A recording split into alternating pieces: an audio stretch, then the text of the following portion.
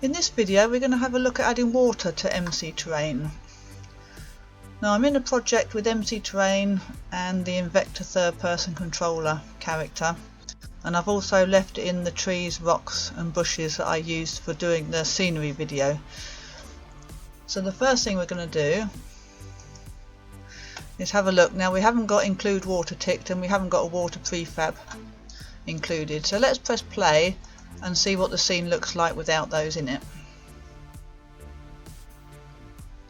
Now you can see the character standing at the edge of a lake by a lovely natural inlet, make a beautiful harbour, except for one thing, and that is that there's no actual water in it.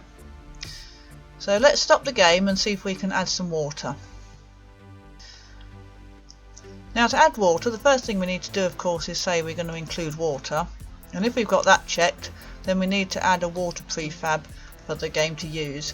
Now the water prefab just needs to be an object that's 16 by 16 that has got a water shader on it, so it will just be the same size as a chunk and will be displayed at the water level in meters, which I've set to 30 meters. So the first thing we need to do is to find a water shader that we can use. Now I'm in the Unity Asset Store and I've done a search for water shaders, and I'm going to go down to pricing and we'll have 3 assets, and then we'll have a look.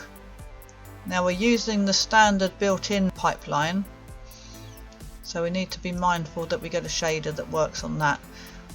And if you go to page 2 as I've just done, you'll find here AQUAS Lite. Now AQUAS do a paid asset. Lucky for us, they also do AQUAS Lite, which is one of their shaders in a free asset for testing purposes.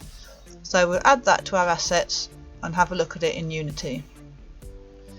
Now back in Unity you can see AQUAS Lite in our package manager list, so we're going to go ahead and import that now.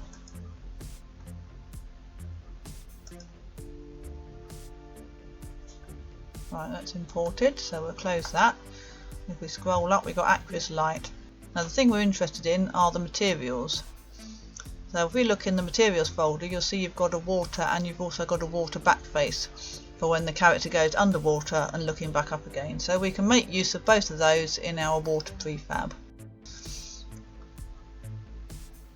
So to start with, I'm just going to create an empty object and call it water plane. Now we're going to go down to our prefabs folder and we're going to drop that straight in as a prefab.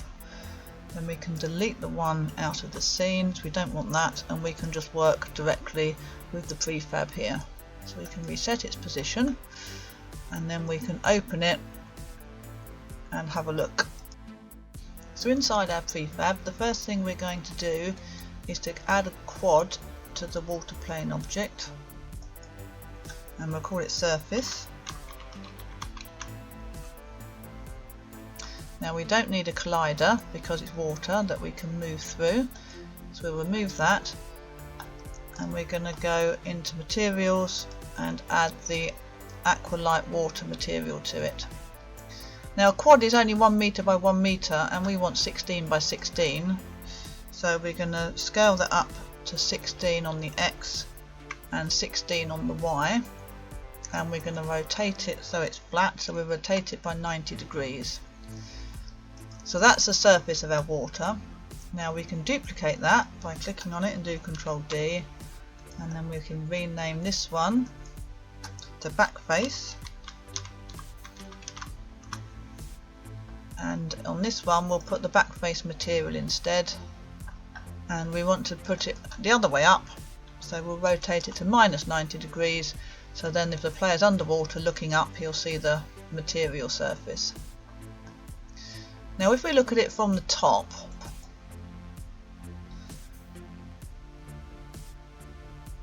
we can see the origins at the centre, but as our chunks are made up procedurally in the game, their origin point is at the bottom left. So if we were to place this on a chunk, our chunk would be up here and our water would be off to the left and down on the X and Z axes. So the way to get around that is to move the surface and the back face by 8 on the X and the Z, Same with the back face, 8 on the X and the Z.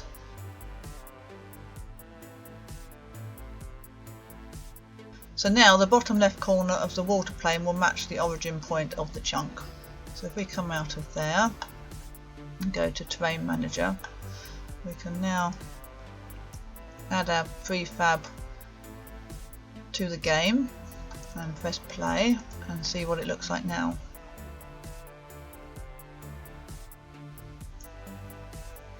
There. Now we can see the body of water and our lovely natural harbour with all the water in. You'll also notice that the trees that we had that were growing in the seabed itself are no longer there because the trees don't grow underwater, so they get removed.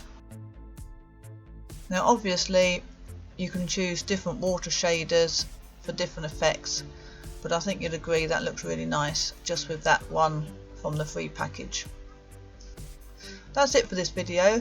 Check out the website for more videos on setting up MC Terrain and for full documentation of the package.